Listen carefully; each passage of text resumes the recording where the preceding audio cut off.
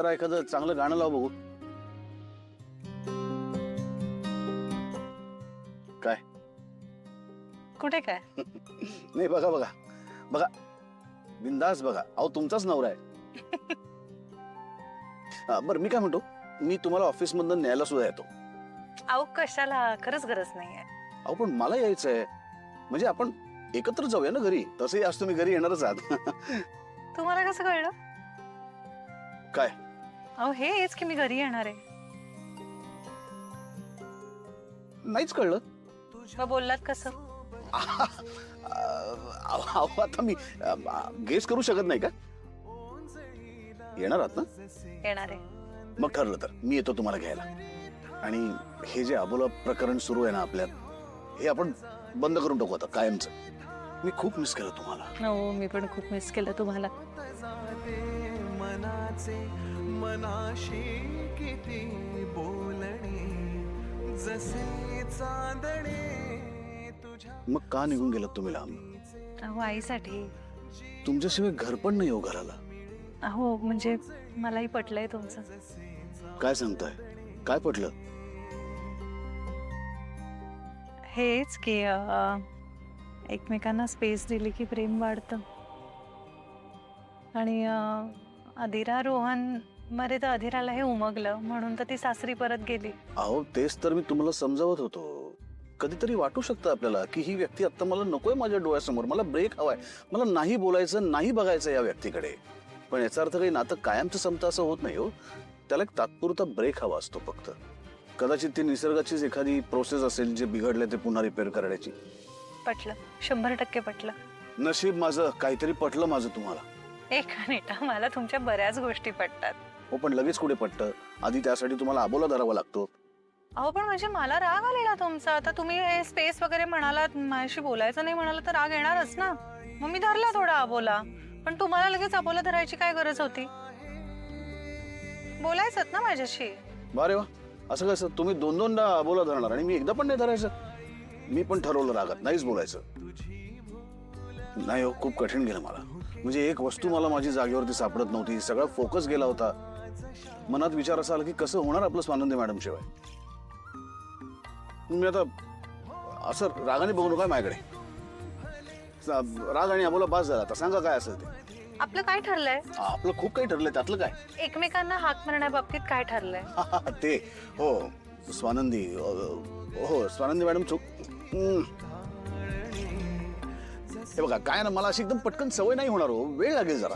नाही वेळ वगैरे काही नाही. पटापट सवय करून टाका. तुम्ही मला फक्त स्वानंदीच म्हणायचं. आई तुला हे सगळं आणायची काय गरज होती? मी आणलं असतं ना हे. आज येताना राजवाडीने मला ड्रॉप केलं, त्यामुळे गाडी होती आई ती. मग मी घेऊन ठेवल्या गोष्टी बरोबर आणि घेऊन आले इथे ऑफिस मध्ये. बरं ऐक ना, मी घरी येत नाही आज रात्री. आई कदाचित थोडी चिडलेली असू शकेल.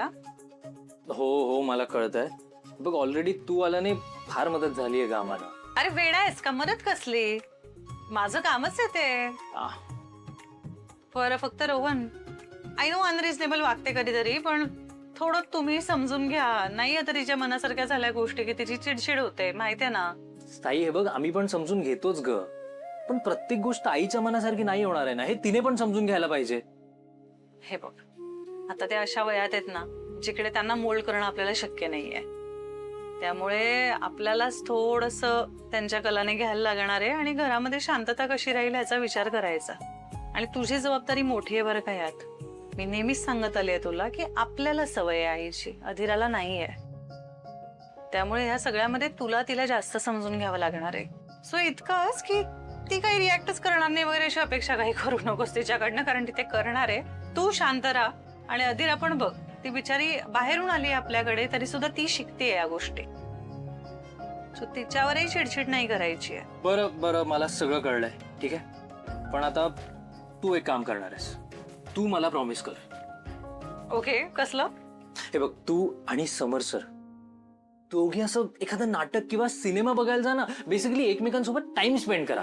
सिनेमा किंवा नाटक? तुला माहितीये का त्यासाठी आयुष्यातले 2 किंवा 3 तास द्यावे लागतात. एवढे नसतात राजवाड्यांकडे.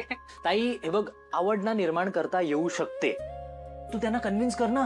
तू एक काम कर, तू ना त्यांच्याकडे हट्ट कर किंवा त्यांना असं ओढत घेऊन जा ते आता आता काही विचार करत बसू नकोस. तू जाणार आहेस म्हणजे जाणार आहेस, ठीक ओके, आहे. ओके. मी निघतो आता, मी पळतो, मला लेट होतंय. ओके, मला कॉल करून कळव, थँक्यू बोल मला. सांभाळून जा. सिनेमा किंवा नाटक, राजवाड्यांना नाटक सिनेमाची अजिबात हौस नाहीये. आता त्यांना कन्व्हिन्स कसं करायचं? याला सांग ना, तो चुपके चुपकेचा डायलॉग म्हणून दाखवायला. हा ऐकतच नाही. किती भाव खातोस रे. अगं मी भाव खातो. अरे काय इतकी वर्ष तो तेच म्हणतो, तुला कंटाळा येत नाही का? मला तर कधीच कंटाळा नाही येणार या डायलॉगचा. म्हण ना. नाही काय हिचं असं होणं साहजिक आहे, कारण त्या सिनेमाचं वेळच आहे असं. होय. हो नाही ठीक आहे, असू दे, पण आत्ता ते का उफाळून येतंय? का म्हणजे आम्ही दोघे जाणार आहोत चुपके चुपके पाहायला. स्क्रीनिंग होत आहे. मग तू आणि स्वानंदी पण या ना आमच्या बरोबर. हा गुड आयडिया. नाही मला वेळ नाही. कसला बोर रे हा. बघ ना. कधीतरी बायको बरोबर नाटक सिनेमा बघत जा ना. अजिबात नाही.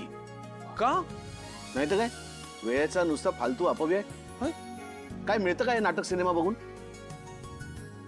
आपल्या आयुष्यात काही फरक पडतो? काहीच नाही. मला खरंच असं वाटतंय, नाटक सिनेमे करणारे आणि बघणारे दोघे मूर्ख आहेत. तू मूर्ख. मी मूर्ख आहे? हा फालतूचा वेळ वाया घालवण्यापेक्षा काहीतरी कन्स्ट्रक्टिव्ह काम कर. जाऊन झाडं लावा, जरा पाणी घाल त्यांना, झाडांना वाढव. आयुष्यभर सावली देतील तुला. आणि तुझं काय चाललंय? तू काम कर, कामाकडे लक्ष दे. ही बेकार आहे. बेकार म्हणे. झाड काय कंपॅरिझन आहे हे? वेड लागली त्याला, वेड. खरंच.